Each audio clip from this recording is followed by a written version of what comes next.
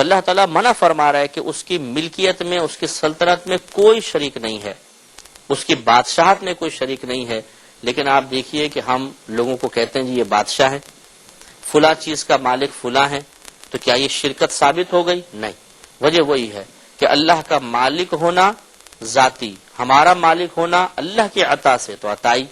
اس کا قدیم ہمارا غیر قدیم، اس کا غیر فانی ہمارا فانی، اس کا لامحدود ہماری ملکیت کی اور سلطنت کی ایک حد ہوتی ہے، لہذا شرک ثابت نہیں ہوگا۔ یہ چار فرق ضرور ملحوظ رکھے جائے۔ بہت سارے معاملات میں انشاءاللہ ان پر کلام ہوگا، جیسے کہ ہمارا نیکسٹ جو میرا ارادہ ہے نبی کریم صلی اللہ علیہ وسلم کے علوم غیبیہ کے بارے میں انشاءاللہ ہم کلام کریں گے، اور اسی جہت سے کہ کیا اگر نبی کے لیے، انبیاء علیہ السلام کے لیے، صحابہ کرام کے لیے، اولیاء عظام کے لیے اگر غیب ثابت کر دیا جائے کہ انہیں علوم غیبیہ حاصل ہوتے ہیں تو شرک کا ارتکاب تو نہیں ہو جائے گا۔ تفصیلی کلام اپنے مقام پر آئے گا، لیکن اگر آپ اس موجودہ ہمارے ٹاپک کے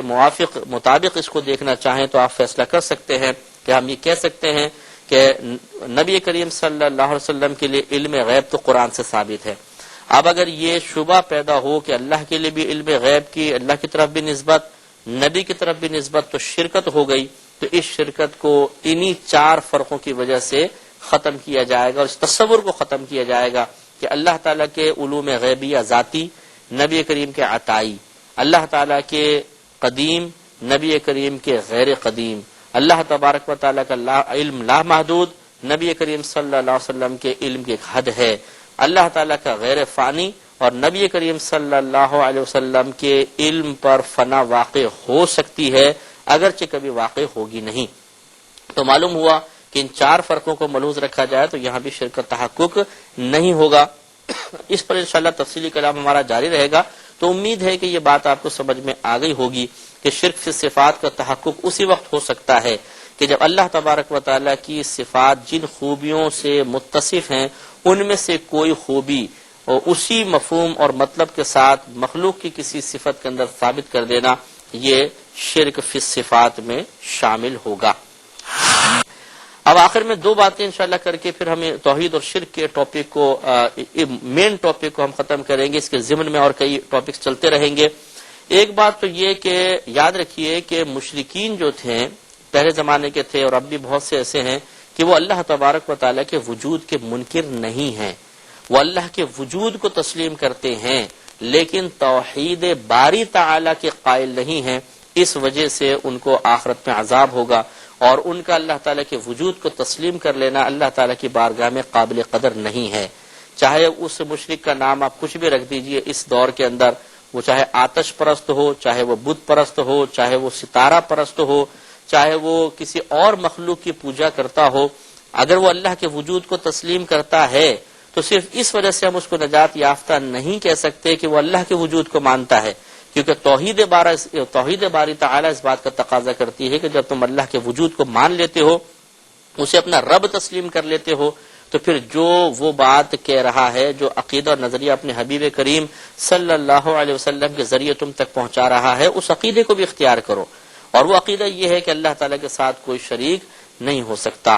نہ ذات میں نہ صفات میں۔ اس پر چند میں آیات عرض کر دیتا ہوں کہ مشرکین جو تھے سرکار کے زمانے کے بھی، وہ اللہ کے وجود کے منکر نہیں تھے، وہ توحید باری تعالیٰ کے منکر تھے، اس وجہ سے ان پر آخرت میں عذاب ہوگا اور وہ راندہ درگاہ ہوئے۔ چنانچہ سورہ عنکبوت آیت نمبر 61 میں اللہ تعالیٰ نے فرمایا وَلَئِن سَأَلْتَهُمْ مَنْ خَلَقَ السَّمَاوَاتِ وَالْأَرْضَ وَسَخَّرَ الشَّمْسَ وَالْقَمَرَ،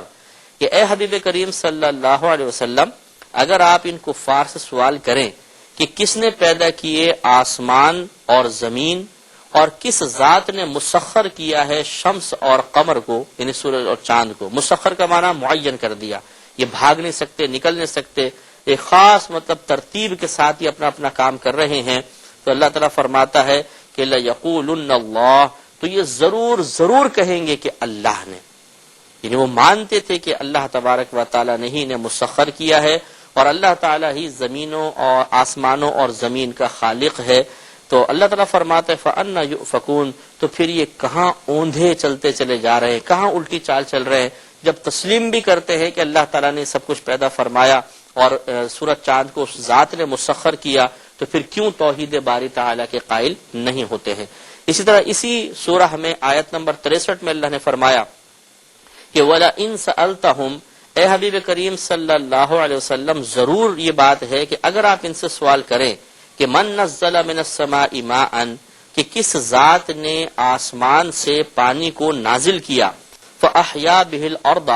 پھر اس کے ذریعے زمین کو زندہ کیا، من بعد موتها، اس زمین کے مردہ ہو جانے کے بعد، لَيَقُولُنَّ اللَّهُ، تو یہ ضرور کہیں گے کہ اللہ تبارک و تعالیٰ نے۔ اس طرح سورہ زخرف آیت نمبر 87 میں اللہ تعالیٰ ارشاد فرماتا ہے کہ وَلَئِن سَأَلْتَهُمْ، اے حبیب کریم صلی اللہ علیہ وسلم اگر آپ ان کفار سے سوال کریں کہ من خلقہم، کہ خود ان کفار کو کس نے پیدا کیا، لَيَقُولُ اللَّهُ، تو یہ ضرور کہیں گے، لَيَقُولُنَّ اللَّهُ، تو یہ ضرور کہیں گے کہ اللہ تبارک و تعالی نے۔ فَأَنَّا يُؤْفَكُونَ، تو پھر یہ کہاں پر اوندھے منہ چلتے چلے جا رہے ہیں؟ تو یہ گویا کہ معلوم ہوا، خود قرآن اس بات کی گواہی دے رہا ہے کہ مشرکین بھی اللہ کے وجود کو تسلیم کرتے ہیں، اگر ان کا قصور ہے تو توحید باری تعالیٰ کو تسلیم نہ کرنے کا ہے، اور اس کو تسلیم نہ کرنے کی بنا پر شرک کا ارتکاب کر بیٹھتے ہیں، اور اس کی وجہ سے ان کی آخرت میں گرفت ہوگی۔ آخری اس پہ ہمارا پوائنٹ یہ ہے کہ آپ لفظ مشرک جب استعمال کرتے ہیں تو پیچھے بات ثابت ہو گئی ہے کہ یہود عزیر علیہ السلام کو اللہ کا بیٹا مانتے تھے،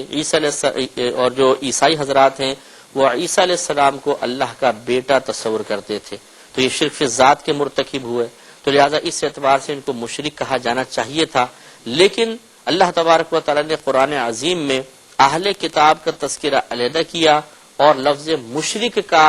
مشرکین کا تذکرہ علیحدہ کیا، جس سے فقہا اس بات پر مجبور ہوئے کہ لفظ مشرک کے دو معانی اختیار کیے جائیں، ایک لغوی معنی اور ایک شرعی معنی۔ اہل کتاب کے لیے ایک تو لفظ مشرک کا لغوی معنی ہے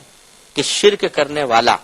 اس لغوی معنی کے اعتبار سے سب کے سب چاہے کفار ہوں چاہے اہل کتاب ہوں وہ مشرک ہو سکتے ہیں، لیکن جب ہم شرعی معنی کے اعتبار سے دیکھتے ہیں کہ مشرک کا لفظ، تو پھر اہل کتاب پر مشرک کا اطلاق نہیں ہوتا، بلکہ غیر مطلب جو اہل کتاب ہے ان پہ لفظ مشرک کا اطلاق ہوتا ہے۔ لیکن اس مسئلے کو ہم بیان کریں گے اگلے پروگرام میں۔ وآخر دعوانا ان الحمد للہ رب العالمین۔